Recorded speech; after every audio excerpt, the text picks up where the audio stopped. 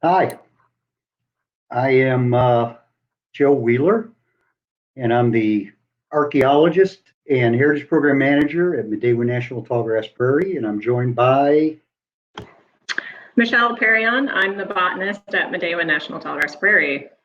we had a lot of fun, very interesting putting this together for a long time now. We've been working on this off and on, and but we have to say we couldn't have gotten it done without the mad cartography skills. Elaine Strohmeyer of the Forest Service works with us, and Tom Coyne, ace researcher.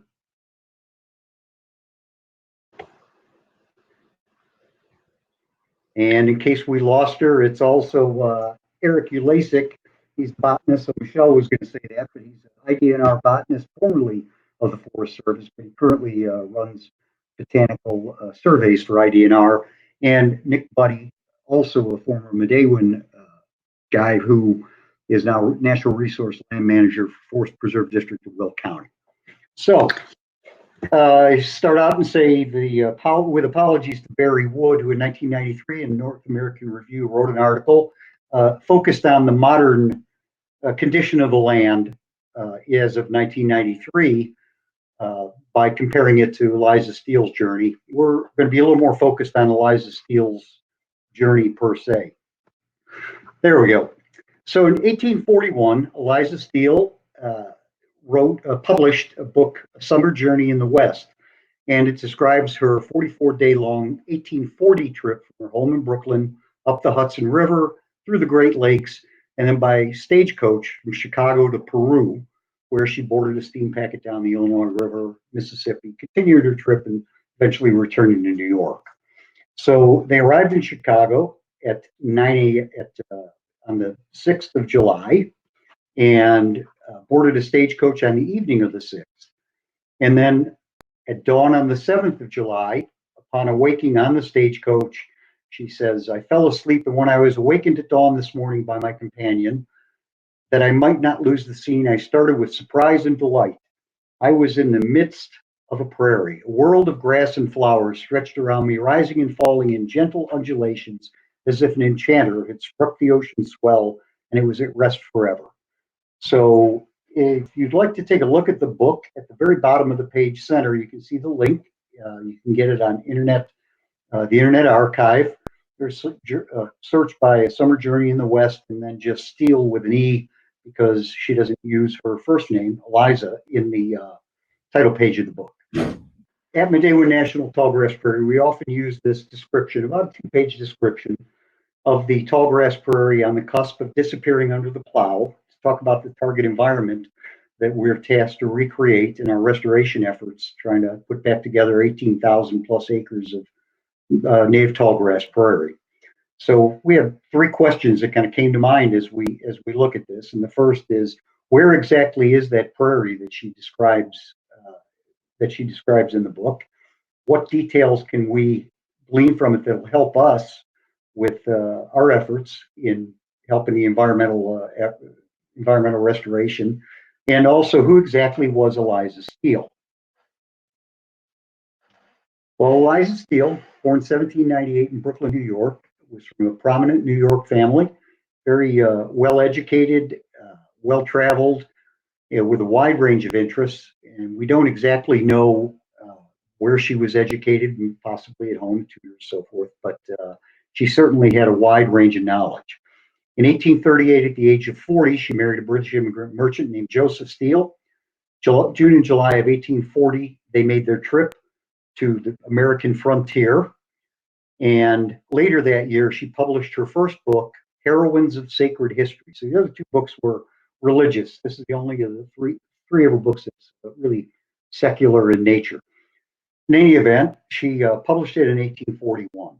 We have a little more insight. In 1845, we know that Joseph Steele purchased and moved into the house, the rather high-toned Clinton Hill neighborhood of Brooklyn. They stayed there for somewhere between 8 and 10 years. And in 1968, this house, you see it on the left there, was entered as a national New York City historic landmark for its architectural virtues.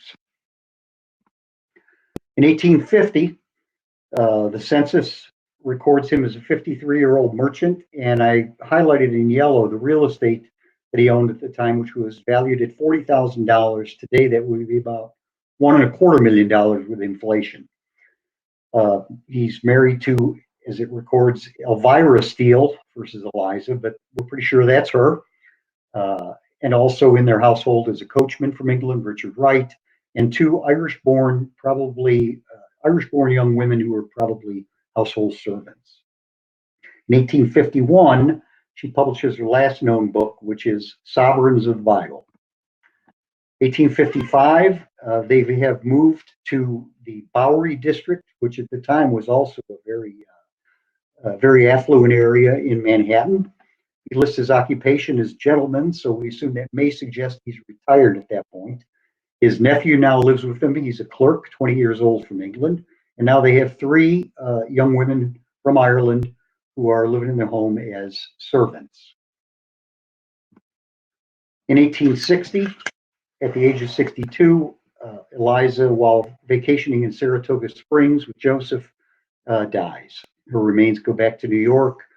The funeral is held at St. Mark's Episcopal Church in the Bowery in Manhattan. Mourners take the ferry across the East River of Brooklyn, and she's laid to rest at Greenwood Cemetery. Joseph survives until 1873, when at the age of 76, he dies in Brooklyn, New York. Let's get back to Chicago. So when they arrive in Chicago on the 6th of July, it looks something like this, not from the angle that they were at, but a good view of Chicago in about 1845.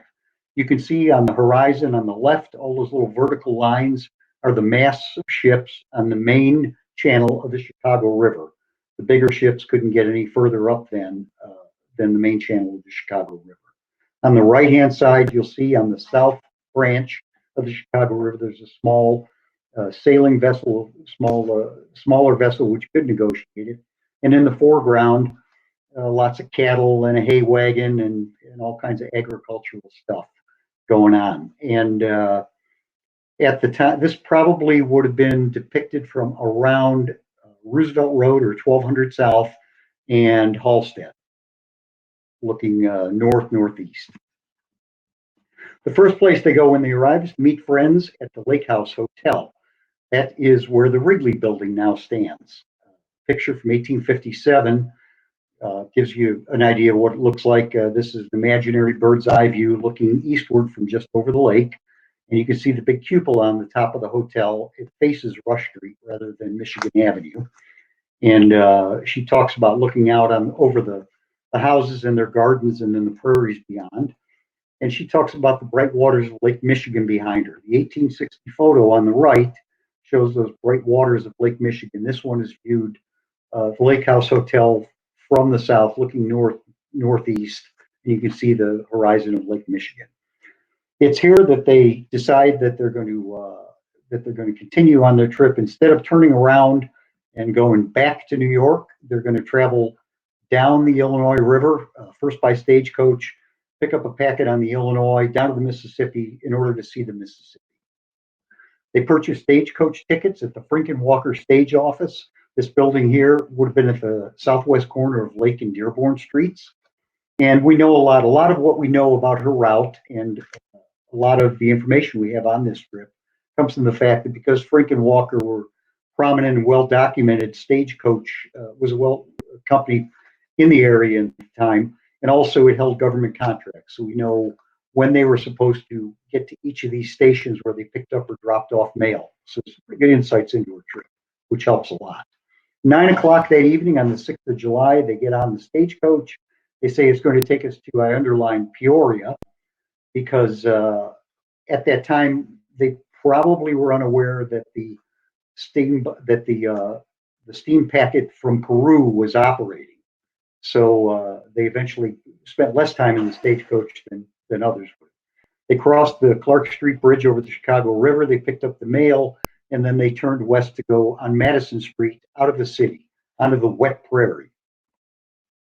So Eliza Steele always had a good outlook on things, and her account of the trip across the wet prairie, they head west until they run out of Madison Avenue and then turn onto what was called Berry Point Road, which travels southwest from roughly the corner of Madison and California, and they head out across going splish, splash, splash nearly half the night. And then there's an amusing anecdote where at midnight, the stagecoach driver loses the road and gets off and starts looking for his path with a lantern. One of the other passengers says, "You've lost your road, lost in these lonely moors among wolverines and jack-o'-lanterns. Here's a pretty fix." And Eliza comments, "I only wondered he could ever keep his road, as there was no house or tree to mark his course." This is what it looked like in 1851, this part of the journey. And but in 1840, a month before Eliza made the same trip, an English traveler named J.S. Buckingham took the same trip in the opposite direction, and he recorded his observations, which were somewhat different. They stopped at Storrs Tavern, which would be on Riverside Drive, just south of Morton West High School, and just east of Harlem in Berwyn. And there they had to change horses, as well as a coach, one with broader wheels, to make it across the muddy plains.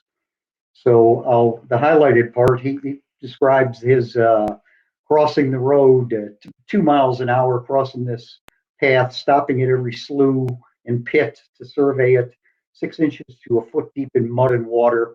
And then he wrote a 4-volume, 1,600-page account of his travels in the U.S., but he singles out his trip on Berry Point Road as was by far the most disagreeable we had ever spent in journeying through the United States. We had all the evils of bad roads, thick darkness, suffocating heat, a crowded stage, disagreeable companions, filthy stage houses, venomous mosquitoes, and continual apprehensions of being upset in the mire and left to grope our way to the nearest house for shelter. This is a little larger view. You can see in the yellow outlines, heading up Madison, turning southwest on Berry's Point Road. Berry Point, which is where the road kind of went up onto a sandy ridge and out of the mud, was at 1800 South, between 1600 and 1800 South and Ridgeland Avenue West in today's Berwyn. A couple of things on this map that didn't exist at the time of Eliza's trip. Plank Road, Ogden Avenue, wasn't completed until 1848, so it appears in the map, but it was not there at the time of her trip. The I&M Canal was not completed until 8 years after her trip either. And along the lakefront, you see the Chicago and Rock Island Railroad construction had actually just begun the year this map was made in 1851. Today, if you wanted to trace that, you go west on Madison, just west of California Avenue. You can pick up, there's 3 disconnected segments of 5th Avenue, and that equates to what was Berry Point, a portion of what was Berry Point Road. So traveling through the muck and the mire, today you would be traveling through East and West Garfield Park, Holman Square, Cicero, and Berwyn, and up to Berwyn was where they get up on the high ground again. Also, that road in Berwyn that does exist is called Riverside Drive. On the other side of Harlem, you enter Riverside, the town, and it becomes Long Common. And then after you cross the Burlington tracks and head southward for a very short stretch, it is again Berry Point Road. And where they stopped to change horses, that's coming up is at Lawton's Tavern, which is just along the Des Plaines River on Berry Point Road, just north of Ogden Avenue. This is the way we did a lot of this reconstructing of the trip, which is we took the old map, made it into a semi-transparent layer in electronic mapping, GIS, and pin the corners to known points that we have good points for today. And then what's called, through a process of what's called georeferencing, we can make it adjust, make it fit, and then make it semi-transparent. And here you see, this happens to be Lyons Township, and you can see the roads, and some of these roads, the diagonals, are in fact still about where they were. Joliet Road is about where it was. Plainfield Road is about where it was. Ogden Avenue is the same. And of course, all the Chicago grid streets, to include a lot of the suburbs, are still on the public land survey system by which the 1851 map was organized. And it gets us to within a couple hundred feet of accurate at most, and sometimes it's just absolutely spot on. First, we thought, based on what others had read, that they crossed the Des Plaines at Summit Ford and at the town of Summit, just south of the Stevenson and west of Harlem Avenue. They headed south and picked up Archer Avenue, following it to southeast of what's now Lamont, which was then called Athens, and down into Lockport and on to Joliet. When we did a little more research, we see on the 1851 map in the lower right, the Reese map shows how they denoted where the edge of the timber lines were. So we turn that into another layer with these green lines, and we see that the yellow stipple line on the main map is the route of Archer Avenue by the 1850s, and it was almost completely wooded. So all these vistas of the prairie she describes would not have been available to her. We then compared that to the Government Land Office 1821 maps, and it pretty much shows the same thing for orientation. You see the star is where Lamont is, although Archer Avenue doesn't exist at the time. So we have a pretty good feel that if in 1821, before her trip, it was wooded, in 1851, after her trip, it was wooded, it was probably wooded in 1840 at the time of her journey. So we looked at Joliette Road, and in fact, Joliette Road fits just about perfectly with her account, the known roads and terrain available, the records for the Franken Walker stage route, as well as time and distance of when she describes passing various things. So she took Joliette Road to, it merges onto what is now Interstate 55. She exited, if you've ever been south on 55, right at the 355 merge or intersection is an exit for Joliette Road South. That's where she jogged southward. And then that road runs into Route 53 and down to Lockport and on to Joliet.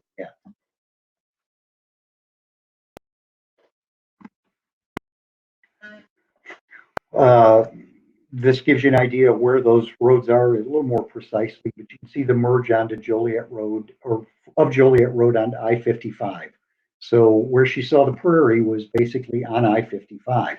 Just west of Oldfield Road and east of modern-day Lamont Road, she would have come out of the tree line, and it would have been around dawn. They would have traveled a few miles before they jogged southward and then picked up Route 53 before stopping for breakfast at Taylor's Farm, which is about adjacent to the Romeoville High School football field parking lot. And we can narrow that even further. This is an elevation map with outlined in red the tree lines of the period. And it's also showing you that the land rises onto a kind of a ridge line where modern day Lamont Road runs. And in the quote from her, she says, "The sun rising from the earth where it touched the horizon, kissing the golden face of the meadows green." So she was facing east, and she saw in the distance a line of trees. And you can see that all the way up to where I note Lamont Road, she would have been looking eastward onto a horizon of wood, the timber canopy. It's only afterwards to where that first vertical line is that she would have looked to the east and seen just prairie. And that ends when she turns southward about 1.5 miles, 1.7 miles, and they turn south. Michelle? Okay, so here you see a map of Eliza's first view of the prairie, just to orient you. I know Joe just showed it, but this is the same pre-settlement vegetation map that Joe mentioned earlier. But I added the dark brown angular blocks, which is land currently in conservation. So again, we have the light tan color in the background, that's prairie, and the green blobs are timber. So this is near the intersection of Highway 355 and 55. And you can see she's just north of Waterfall Glen Forest Preserve and the Argonne National Laboratory. The important thing I want you to take away here, though, is the amount of prairie she's driving through. You can see the quarter section lines faintly on the map there, and those blocks are a half-mile square. So it's over a mile between her and the timber to the northwest. Next slide, please. Okay. So Eliza woke up in the stagecoach, and out the window she saw prairie. So here's an excerpt of what she described. "You will scarcely credit the profusion of flowers upon these prairies. We passed whole acres of blossoms, all bearing one hue, as purple perhaps, or masses of yellow or rose, and then again a carpet of every color intermixed, or narrow bands as if a rainbow had fallen on the verdant slopes." This is probably Eliza's most famous description of prairie. You see it quite often. She paints a really beautiful picture in our minds of an almost magical type landscape. for rainbows falling on verdant slopes, flowers blooming everywhere in every hue. It's like, whoa, I want to see that, right?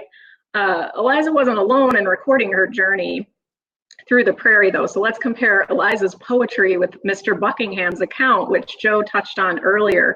His description included all the evils: suffocating heat, venomous mosquitoes, continual apprehension of being upset in the mire. It makes you a little bit suspicious of what Eliza was maybe not saying. I looked at another account by C.W. Short, who traveled Illinois prairies around this same time period, and he described that he and his companions were pulled from the delightful trance of prairie instilled on them by their horses and the clutches of bloodthirsty, blood-sucking flies covering their bodies. This makes you think there's no way these people were in the same place. It's like Eliza was on this dream vacation somewhere, and the others were in some moldy basement someplace. Well, I was contemplating this a little bit, because why did she write such pretty prose? And, you know, it gave me a little bit of context to review what was going on in the mid-1800s. This was a period of romanticism, so imagination and emotion were very prominent in the era's writings. And of course, that being said, who really knows? Nobody knows what influenced Eliza's writing. But I think most of us can agree she really wrote lovely passages about prairie that invoke pretty strong imagery and emotion for people even today. So Eliza might have been ignoring certain conditions of her travel, but she certainly was not alone in noticing the eye candy that you can find on the prairie sometimes. So let's take a closer look from a different perspective. Next slide, please. Okay, a medical doctor and botanist named Charles Short published a letter in the Western Journal of Medicine and Surgery in 1845 regarding his botanical expedition in search of medicinal plants. Dr. Short traveled in the central part of Illinois around Peoria, Bloomington, Springfield area. So he was a little bit south of where Eliza would have been, but he still would have experienced large expanses of prairie, just like she did. He was too drawn in by the one species blooming en masse. He says of the prairie, its leading feature is rather the unbounded profusion with which a few species occur in certain localities than the mixed variety of many different species occurring anywhere. Thus, from some elevated position in a large prairie, the eye takes in at one glance thousands of acres literally empurpled with the flowering spikes of several species of Liatris. He did, however, also express some disappointment in the prairie as a botanist, and he snubbed his nose a bit at non-botanical types. So he writes, on fairly entering the prairie region and reaching the center of one of these natural meadows, the view presented to the eye of a novice in such scenery is one of the most pleasing sort. But beautiful, imposing, and even grand as is this spectacle, I must own that in a botanical point of view, I was disappointed. The flora of the prairies, the theme of so much admiration to those who view them with an ordinary eye, does not, when closely examined by the botanist, present that deep interest and attraction which he has been led to expect. So yeah, he's kind of a botany snob of sorts, but he did agree with Eliza that the beauty of species blooming en masse was impressive. In his letter, Short also references a passage written by his travel companion that describes the prairie. So let's take a look at that. Next slide, please. All right, John Cleves Short was Charles Short's older brother, and it was also a travel companion on the botanical expedition. So John was a lawyer and a judge in Ohio. I wonder if he was the novice or ordinary eyes that his brother mentioned in the previous passage. John writes of the prairie, at length fairly on the prairie, its ocean-like expanse, its multifloral hues, and the strange aspect of everything around us, especially of the far-off headlands of timber melting into the horizon with the mist of blue which distance gave them, caused us all for some moments to be mute with rapture and admiration. That's a really great description. It's very evocative of a fall day on the prairie to me. But focusing back, he also does mention that he's pretty taken by the multifloral hues. So it's hard for us today to imagine the prairie miles wide like they were seeing back then.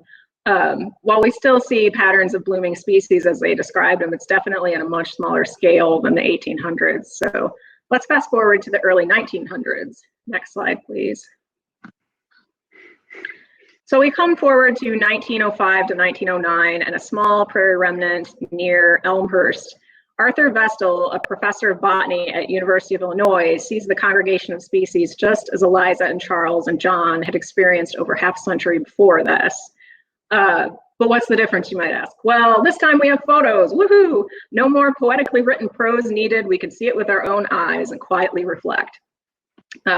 Well, the photos are black and white, yeah, and they're kind of grainy, yep. The masses of blooming plants, I think, are still pretty obvious in there.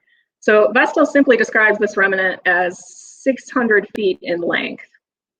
But we can be sure that it's a smaller area than what Eliza and the Shorts were seeing in the 1840s. And now let's take the mood down just a little bit for some unfortunate news. Well, I'd like to tell you this remnant's still alive and kicking, I'm sorry to say. It was destroyed by highway construction sometime in the 1950s.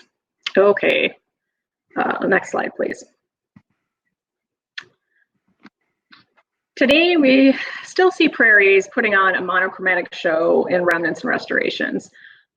These scenes really do capture your heart when you stumble on them. I know my pictures don't do these scenes justice. I'm short in stature, and that makes it really hard to take a good photo in the Tallgrass prairie. And I'm just really not a very good photographer to begin with, so I apologize for that. But what really strikes me about Eliza's and others' descriptions of early prairie is they almost always mention the vastness of it. We still see species mass blooming as early travelers did, but time has taken away the grand scale. And I'm going to hand it back over to Joe for a further description of her route, and then we'll circle back to the vastness of the prairie. Joe? Okay, breakfast at Taylor's, which, as I said, would be where the parking lot of the high school is. They get back on and they head on to what's now Illinois Route 53, Will County 7, or Broadway Street, and continue southward. From this, she looks to the east and southeast, and she sees the Valley of the Des Plaines. This is kind of a good news story because, in fact, you can still see glimpses of this while driving south on 53 as you pass through the Lockport Prairie Nature Preserve. So, yay, a win. About 10 miles south of Taylor's, they arrive at Joliet from the west bank of the Des Plaines. Upon the opposite shore, she says, foot of the ancient bank stands the pretty town of Joliet, improperly spelled as Juliet. There's a little bit of snobism, not only in Dr. Short, but also in Eliza, traveling amongst the wild and semi-literate folks of northeastern Illinois. They cross the Des Plaines, change horses, depart at 9 a.m., recrossing to the west bank of the Des Plaines. And then a few miles, they pass what she describes, what has been known since long before the first Europeans described it in the very early 1700s. It was called Mount Joliet. There's a picture of it on the right from a Henry Schoolcraft 1825 publication on his travels in the central portions of the Mississippi Valley. You see some little vertical lines at the foot of that Mount Joliet illustration. And by the way, the Des Plaines River is in the foreground on this illustration. Those little vertical lines are Native Americans standing at the foot of it. Well, everyone thought it was an Indian mound, to include Eliza, and she describes it as a perfect gem, regular and smooth and green as if cut from an emerald. We know where it is because it's still there at the time of the 1862 land ownership map. It shows up in section 19 of Joliet Township, just south of the road. That road passing to the north of it is the same one Eliza would have been traveling on. Today, you would take I-80, exit south onto Larkin Avenue, and just south of it, you would then bisect when you hit the intersection of Moen Avenue and Larkin Avenue, you'd be right at the center. Unfortunately, it had been quarried out by the early years of the 20th century, completely gone. So no longer a perfect gem there. And also, it was found that although it was thought to be an Indian mound, it was gravel, and it was a really, really good quarter mile square, 50-foot high pile of gravel from glacial deposition. So it was useful, so it's gone. Immediately after she passes Mount Joliet, she describes the next thing she writes is the description of another prairie.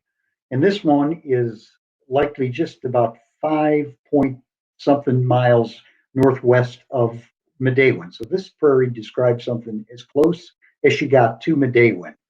I'll let you read that. And also a note, she's got a lot of quotes in the book, and they're all from everybody from Horace, classical author, all the way up to William Gallagher, who was a contemporary poet of her time. And this was published just before this book went to press. Michelle. Okay, thanks, Joe. So here's another map of Eliza's second view of the prairie. Has the same historic veg background that the previous map had, same brown conservation areas. You can see current Highway 55 runs north and south, and you can see Highway 80 swooping there from the east to the west. She is now in Will County, and her path runs through what's part of Rock Run Forest Preserves. But again, the takeaway from this map is the large expanse of prairie she was in the midst of. Next slide, please. To me, the most interesting aspect of Eliza's writings is the scale at which she was seeing things. When Eliza was traveling, prairie was obviously very abundant, and we really have nothing left like that in Illinois at that scale to truly understand what swaths of one species blooming look like on thousands of contiguous acres of prairie. This photo here is a section of a restoration at Midewin, a before photo, obviously. And the part shown in the photo is about maybe 200, a little bit over 200 acres. And that seems like ginormous to us now. But this was nothing compared to what Eliza and the others were taking in the 1840s. We're currently in the early phases of a large-scale restoration at Midewin that it's pretty exciting at the possibility that we might be able to see contiguous acres of prairie and wetland restoration of about 1,800 acres. That would be amazing. So next slide, please. Just for fun, I thought I'd throw Ms. Steele's whole route on a historic veg map and a current aerial and compare the two. The orange polygons in the map on the right are land and conservation this time, not brown, but orange. I'm sure all of us are aware of the stark change in land use. That's really nothing new. We all know that that's happened. But I still think there's value in looking at the map as a reminder of the landscape scale of prairies at Eliza's time versus the fragmented landscape that we have today. Next slide, please. Eliza writes, Prairie Land occupies 2/3 of the state of Illinois. Dearth of water, wood, and stone will prevent them from being settled very thickly, except in the vicinity of the rivers, so that these beautiful plains will long remain undisturbed to gratify the traveler's eye. So you can hear in her quote, Eliza's aware of the vastness of the prairies that she's observing, and yet today less than 1/100% of prairie remains. I think Eliza would be surprised by that probably. And it's hard to pin down an exact date when the prairie was for the most part gone, but there's evidence that much of the large expanses were gone by the late 1860s, which really isn't that long after Eliza's journey in 1841. Next slide, please. Back to our friend Dr. Short and his botanical expedition. He entered the state of Illinois around Terre Haute, Indiana, and he wrote a kind of oblique passage about what he and his group saw as they approached Terre Haute. In approaching this new and apparently thriving town from the east over the national road, the eye is filled with the prospect of an extensive plain entirely destitute of all timber trees and stretching to a great distance both above and below the town. Such a view, agreeable at all times, was peculiarly so as it opened suddenly upon us just after emerging from the heavily wooded forests through which we had traveled all day.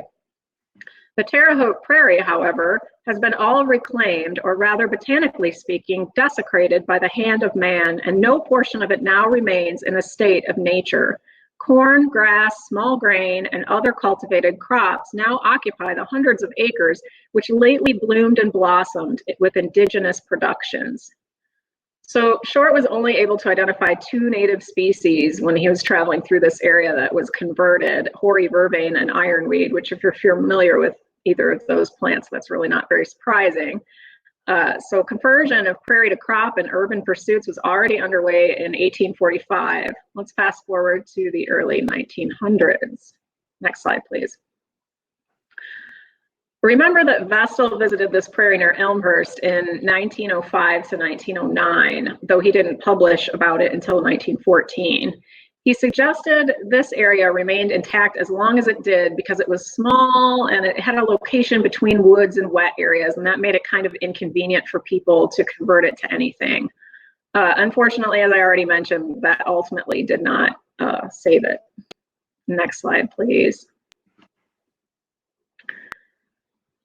I threw these pretty orchid photos in because everybody loves an orchid and things just got depressing. So deep breath, everyone, in through the nose, out through the mouth. Okay, and I have one more thing I want to mention before I hand it back to Joe to continue Eliza's journey. Next slide, please.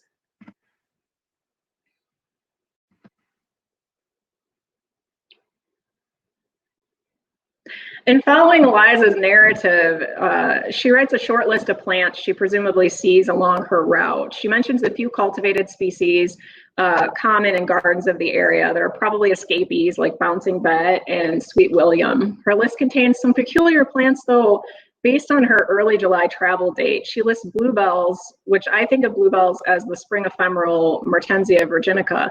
And those would be long dormant by July when she was traveling. So I wonder if she wasn't calling another species by this common name here. Maybe she was referring to a campanula because they have bell-shaped flowers and some, you know, they're oftentimes blue.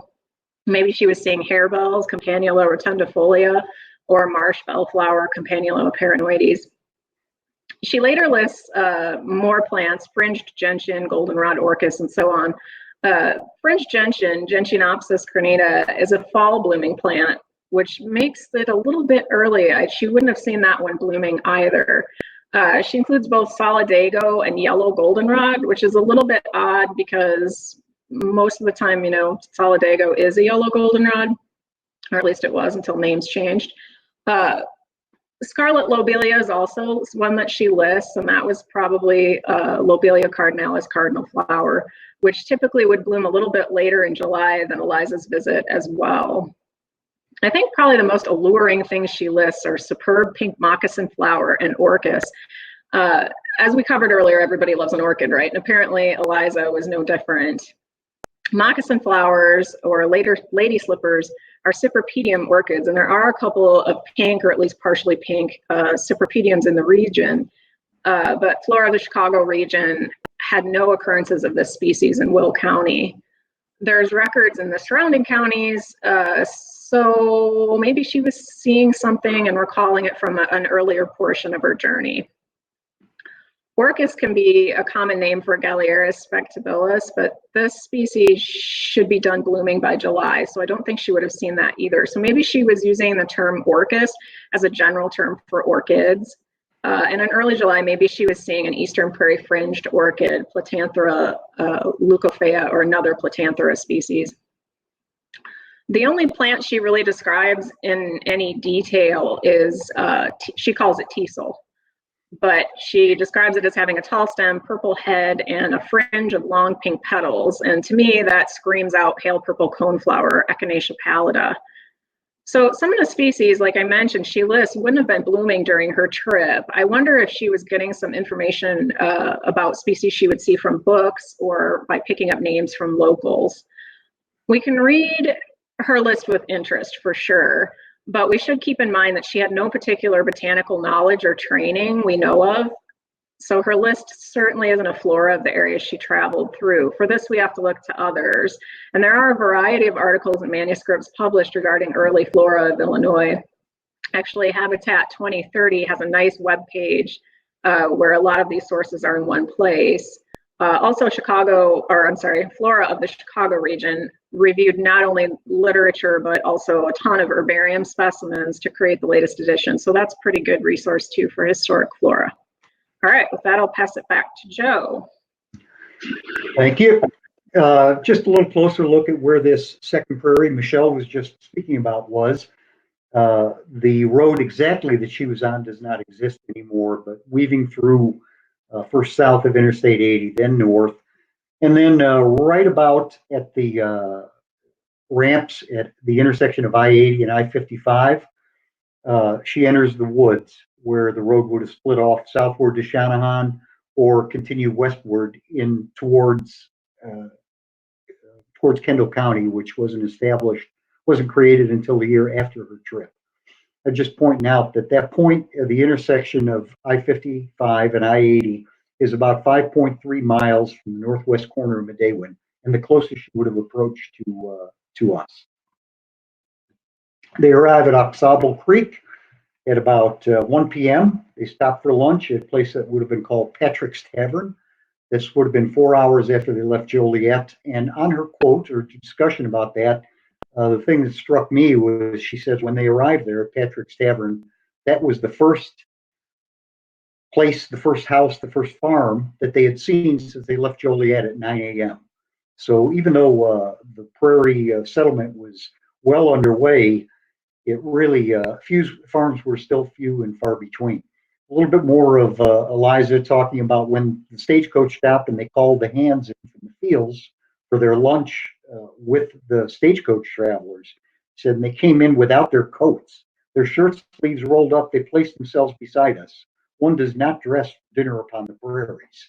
So this, again, is a little bit of Eliza's tude, and it's kind of what makes some of the reading some of this stuff so much fun. After Oxable, she recalls the oak grove or oak opening, as she calls it, she has seen in the morning. And we believe that that was probably the one on the west side of 55, south of I-80. She would have traveled through that for about 2.5, 3 miles. And she has a lot of discussion about that. Michelle? Okay, thanks. So again, there's a map of Eliza's oak opening. She's west and south of Interstate 80 and 55's junction. The small river that is crossing her path there in the middle of the map is the DuPage River. You can see there's a couple of forest preserves in this area, namely Bird's Junction Marsh and Lower Rock Run Preserve. Again, takeaway point, check out the prairie in all directions there. Well, not all directions, but there's a large swath of prairie anyway. Next slide, please. So of these oak openings, Eliza writes, while our carriage wound among these clumps or through the avenues, it was almost impossible to dispel the illusion that we were not driving through the domain of some rich proprietor, and we almost expected to draw up before the door of some lordly mansion. That's a bit less magical of a description than her first view of prairie, but it is nonetheless a nice description. The trees and clusters or clumps in the landscape that looks like a lawn or a park, she mentions. To me, this sort of sounds like a masterpiece theater series on TBS where some poor young lady's drama is playing out in the English countryside. She comments the trees are generally oak, but nothing more specific than that. She goes on to mention that the trees are hung with pretty vines like honeysuckle, pea vine, and convolvulus. In fact, she actually says that she sees Lonicera flava here as the honeysuckle, but I'd imagine she was actually seeing Lonicera reticulata or grape honeysuckle. The pea vine could possibly have been a Lathyrus species, because those are oftentimes called pea vines. And the white convolvulus is probably a native bindweed, which are known as the calistesias these days. With that, let's take a look at Dr. Short's botanical expedition. Next slide, please. Dr. Short was actually interested in the autumnal flora of the prairie, and like I said, plants for medicinal uses, but he did describe some other vegetation as well. He mentioned ferns being rather sparse on the wide open prairie, and he did mention, though, on the edges of timbered tracts that he saw bracken ferns, broad beech ferns, and oak ferns. In groves, he notes he sees a bunch of different ferns, but he says they're common and doesn't really mention them by name. In wet areas and along streams, he mentions a whole slew of shrub species he sees. This includes things like hazelnut, sumac, plum, dogwood, spireas, buttonbush, etc. Short doesn't have too much to say about oak openings. He calls them brushy barrens, which is sort of interesting. He really just says They were mostly occupied by different oaks. Where he was at, it was post and blackjack oak, but remember, he was in central Illinois around Bloomington, Springfield area. All right, let's move forward and see what we can learn from Vestal. All right, Vestal's Elmhurst remnant didn't have any savanna in it, but it did have forest on a few sides of a prairie. So Vestal briefly described distinct zones he saw on the sunny edges in this area. Working from the forest edge out, he describes a zone of small trees like plum, crabapple, hawthorn. Just outside the small trees, there's a small shrub zone of about 4 to 10 feet that was dominated by silky dogwood with some hazelnut and elderberry too. And he does note that there's grapevines all over these guys. The outermost zone is interesting. Before the prairie proper starts, it's a sunflower zone that's 2 to 8 feet wide. And he said it was almost a pure stand of just a couple of species of sunflower. He makes the interesting comment too that the prairie right next to the outer sunflower zone looks pretty much like the prairie throughout. He notes in shadier areas, shadier edges, it's a little bit less structured than in the sunny areas. He saw occasional hawthorns on the edge of the woods, some dogwoods, and black raspberry occasionally thrown in there. In those shadier areas, he also saw forbs mixed in, like bee balm, mountain mint, and bellflower. He mentions more climbing vines in these areas too, like Virginia creeper and poison ivy. I think these very distinct zones Vestal describes are interesting from a restoration perspective. They sound so orderly, and the fact that the prairie at the transition edge was virtually identical to the prairie proper sets the bar a little bit higher for those of us doing restoration work. But I digress. Let's get back to Eliza. Next slide, please. I want to leave you with this final thought on Eliza Steele before I turn it back to Joe. In a nutshell, she was no dummy. Throughout her journey, she often described the geology around her. She references Professor Shepard, who was a professor of chemistry at Amherst College and a mineralogist, as well as Henry Schoolcraft, a notable geologist of that time, in her narrative more than one time. She's not just up on the literature either, though. She puts her knowledge to use, interpreting her surroundings. She recognizes that some of the limestone she's seeing in the area is actually dolomitic in nature. So she was working it, that girl.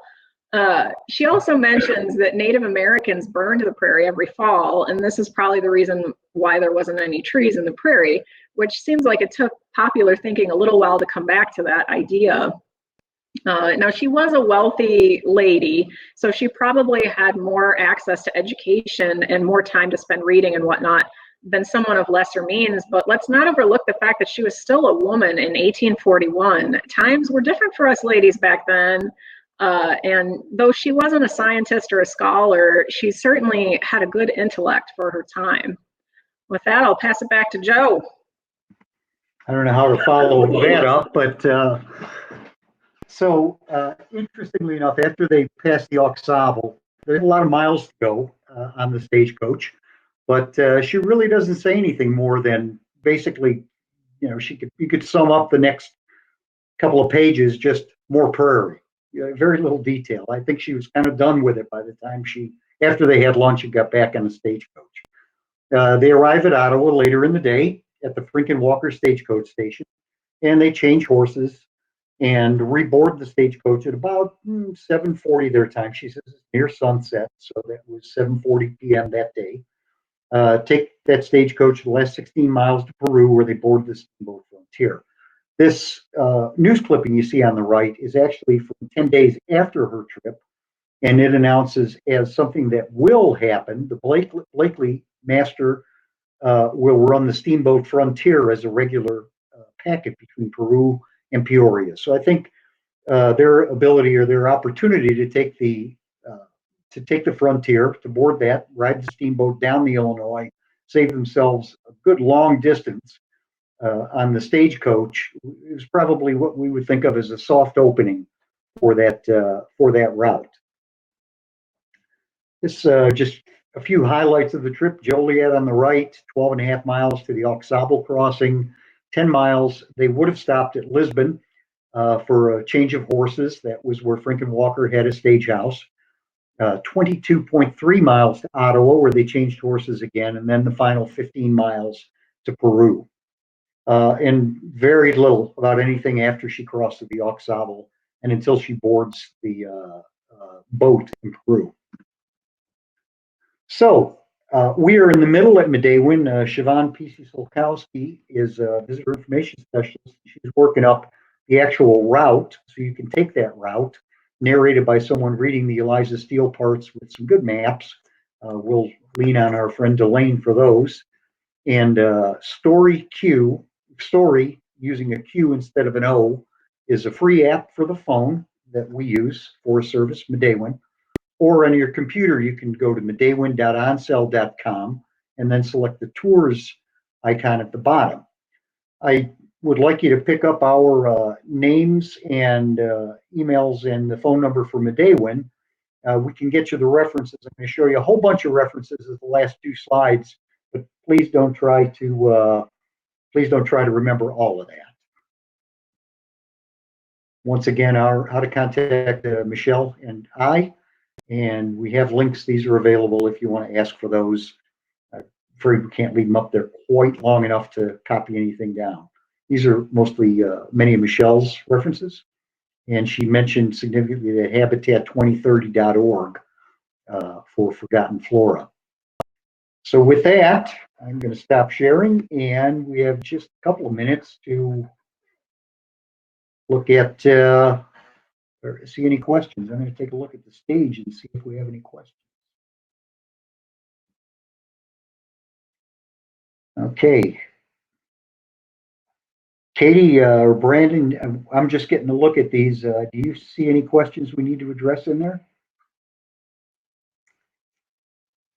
There's a question about the status of bison in this part of Illinois. Would the herds have been gone by this point?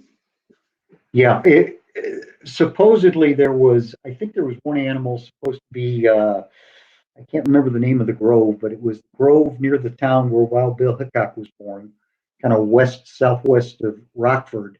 Supposedly one bull bison was hunted there a few years before Eliza came through, but that's kind of an anomaly. Everyone else agrees that the last bison would have been extirpated from northeastern Illinois by no later than about 1808.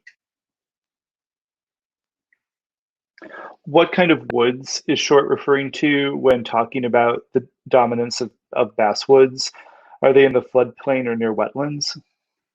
I'm pointing to Michelle. I don't know if I can answer that very well, but I'm just going to say that I don't know exactly where he was when he was describing the wetlands, because he was taking quite a journey around, all the way from Indiana up and around. So I don't know if I can exactly say. I don't think he really says exactly where he's at.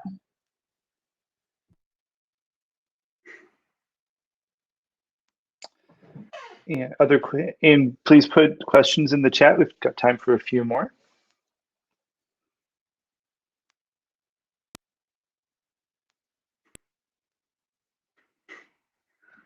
I'd like to agree with both Jack Schuba and Barb Hill. Jack White is a pretty amazing guy, and yes, Juliette, a number of changes in names. And interestingly enough, local trivia: Romeoville was originally Romeo, hoping to compete as kind of the sister city to Juliet. Juliet became Joliet, Romeo became Romeoville, and it's kind of lost, other than an unusual name south on I-55. We have another comment further up. I wonder if the pink orchid Eliza could have been referencing a showy lady slipper. It usually blooms in late June, but maybe 100 years ago bloomed in July.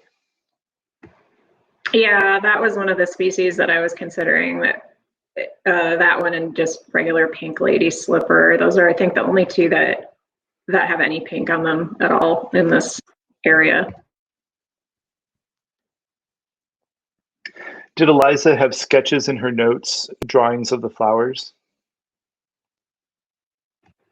No.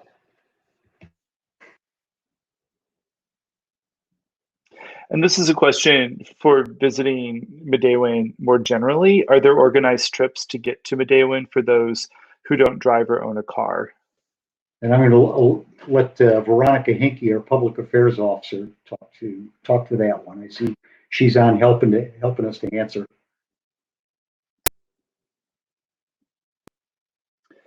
And then earlier, when they were talking about Mount Joliet, when you were referencing that, there's some comments that came up.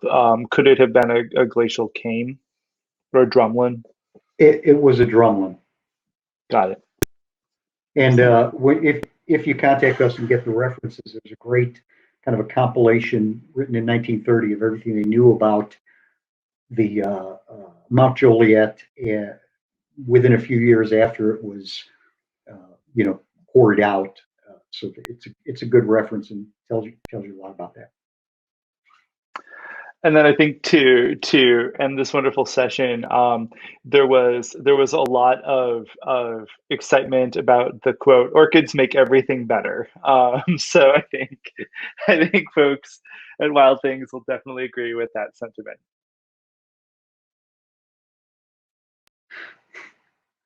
Better than venomous mosquitoes. Better than dwelling on the venomous mosquitoes, isn't it? Okay. Thank you so much, Joe and Michelle. That was an excellent presentation.